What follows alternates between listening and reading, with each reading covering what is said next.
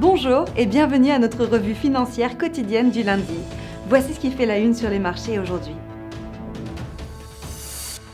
Les prêteurs particuliers sont sortis d'une réunion avec le président américain Donald Trump cette semaine, confiant que sa vision d'une refonte de la réglementation bancaire créerait un environnement favorable à leur secteur. L'euro s'échange à des niveaux jamais vus en plusieurs mois contre les devises majeures, avec en toile de fond l'optimisme sur les élections françaises.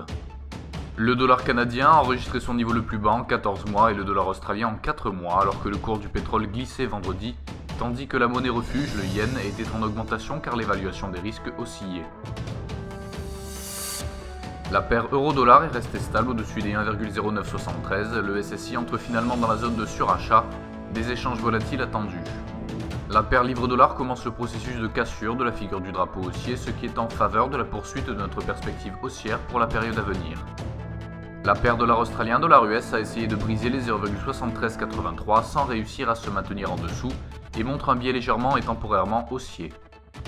La paire dollar yen montre un biais légèrement baissier après avoir touché la résistance du biseau baissier. Nous remarquons que la stochastique s'est débarrassée de son élan négatif pour atteindre les seuils des zones de survente. L'indice des conditions du marché du travail aux États-Unis sera publié lundi à 14h GMT, la confiance s'indice des investisseurs dans l'eurozone à 8h GMT, l'indice de confiance des consommateurs au Japon à 5h GMT, les commandes aux usines en Allemagne à 6h GMT, les mises en chantier au Canada à 12h15 GMT et les prix de l'immobilier à Halifax à 7h30 GMT.